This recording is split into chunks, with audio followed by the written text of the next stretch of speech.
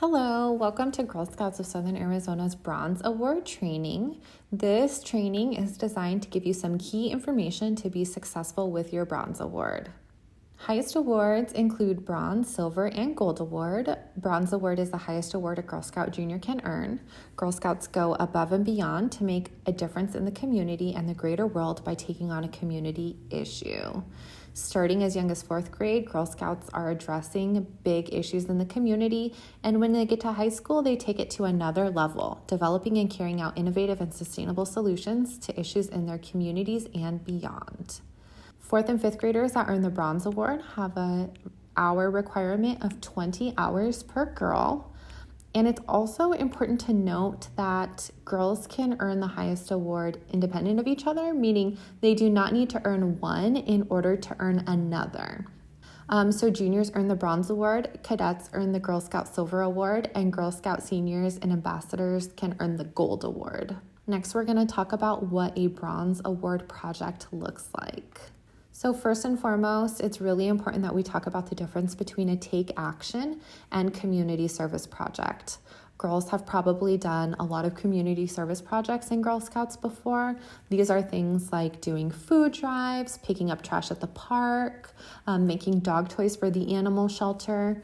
Community service is such a valuable part of Girl Scouts, and it's so important for our community. But for highest awards, we're really looking for a take action project. So we want girls to come up with projects that are going to have a long-lasting impact and address why a problem is happening. For take action projects, it's really important that our girls are doing the project with the community and not just for the community.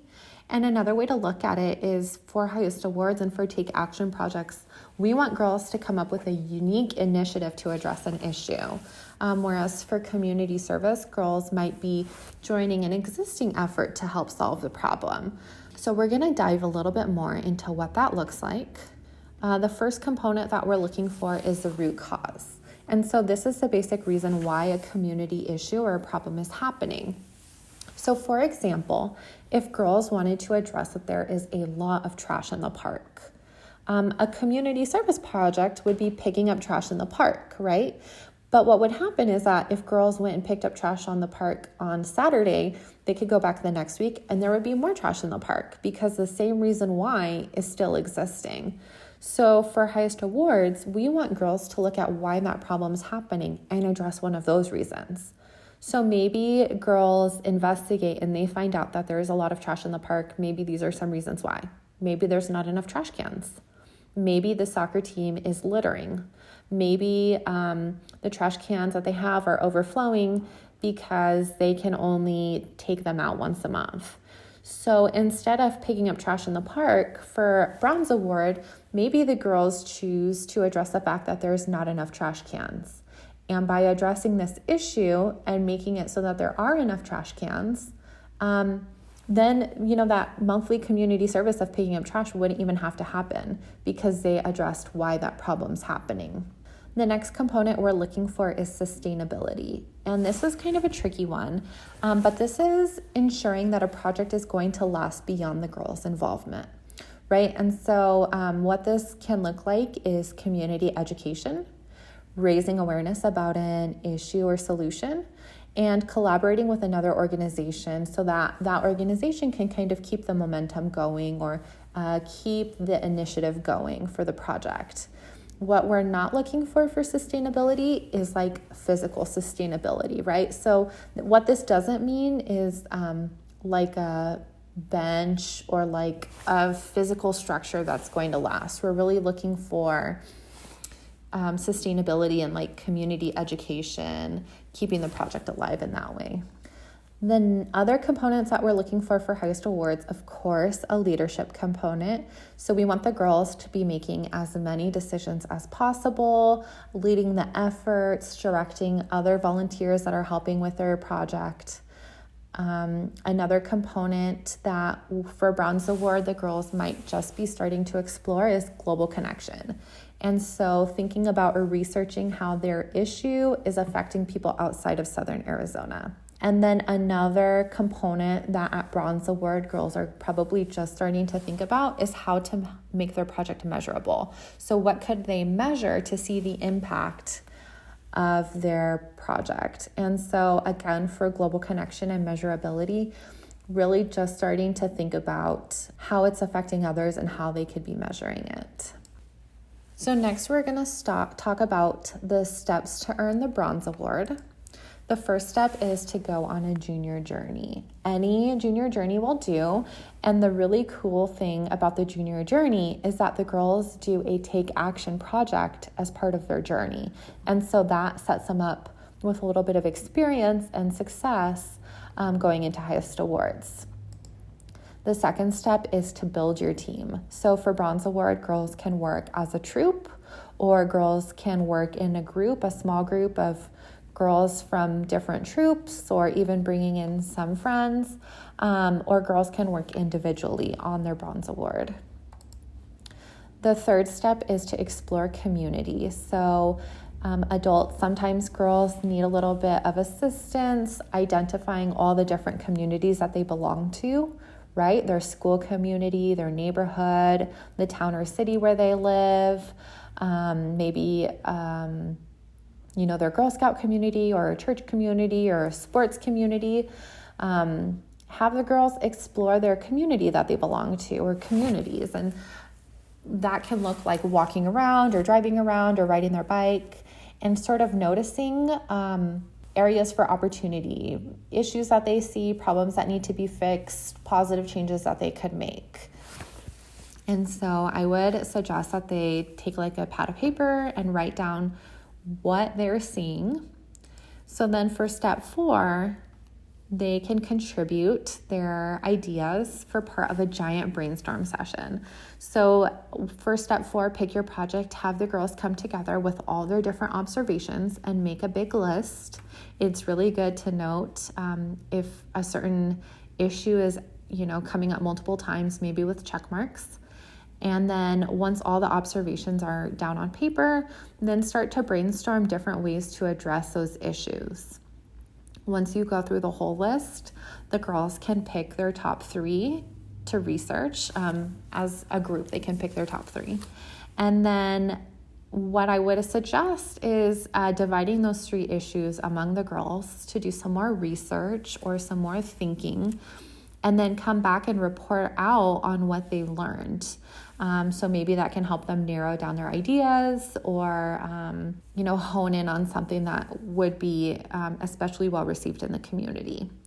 Adults, sometimes our girls have really big ideas and we need to help them narrow down their ideas to something that's more specific and realistic.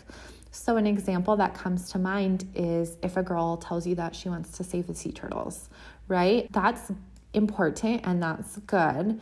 But from Southern Arizona, it's hard for our little troop to save all the sea turtles. But maybe we do some research and we find out that plastic straws are harmful to sea turtles. So what we can do from Southern Arizona that's more specific is we can create a campaign with a local business or with our school to reduce the number of plastic straws that are being used locally. So that's something specific and realistic that we can do that's going to contribute to saving the sea turtles. So that's something to keep in mind. Once your girls pick their top 1 project, then the next step is to make a plan. And so for this step, I encourage you to get out the Bronze Award project proposal to fill out alongside while you're making your plan. But getting the girls to think about what their goal for the project is, what steps that they need to take to reach that project, and really thinking about the different skills and talents that each girl could contribute. This is also a good time to think about who you want to ask for help and how you're going to get others involved and what supplies and materials that you need, and sort of make a timeline. So at this point, you would fill out your project proposal form, submit it to council, and once your project is approved, then the next step is to put your plan into motion. And so the Bronze Award guidebook that is linked on our website Suggest the girls create a list of tasks, deadlines, and note who's responsible for what items, and then they can start taking action. Remember, each girl has a suggested minimum of 20 hours. So the girls can do their hours all together, or if it's a big project and they want to break it up, girls could spend their 20 hours, working on a specific task that's different from the other girls. Once the girls complete their project, the next step is to spread the word. So we really want the girls to reflect on what they did and why it mattered and what they learned. It's really important that they thank everyone who helped them along the way. And then we really encourage that you put together your stories so that you can share it. So I always encourage girls take a lot of pictures, take videos. It's a great time to write a little journal so that you remember this amazing project that you worked on and what you got out of it, what you learned, but also the impact it had on the community.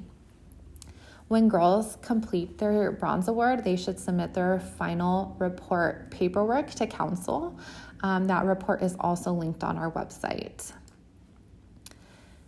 This goes along with step 7, but after girls complete highest awards, we invite them to celebrate their accomplishments with us at Young Women of Distinction, which is our award ceremony that we typically have in the spring, where we recognize and pin the girls for their accomplishments. A couple of deadlines to keep in mind. We have an April 1 deadline to participate in this year's Young Women of Distinction. So that means that final reports would need to be submitted in order to participate in this year's ceremony. If girls complete their highest award after that April 1 deadline, that's totally okay. We would just invite them to participate in next year's ceremony. That deadline is a little bit different from the September 30th deadline, which is the hard deadline for girls to complete their Bronze Award. So girls have until September 30th following 5th grade to finish their Bronze Award and submit their final report. A few important notes about money. Girls cannot fundraise on behalf of another organization. So that means that you couldn't have like a walk to benefit another organization and then donate all the proceeds to that organization. Girls also cannot ask for monetary donations, but girls can ask for supply donations. So they could ask for, paper or markers or the supplies that they would need to complete their project. If you have any questions, please feel free to give me a call or email for more information. You can find the Bronze Award proposal form, our log, final report, and Bronze Award guidebook on our website at www.girlscouts.org and search Bronze Award. I look forward to seeing what the girls accomplish and talking to you soon. Bye, Girl Scouts.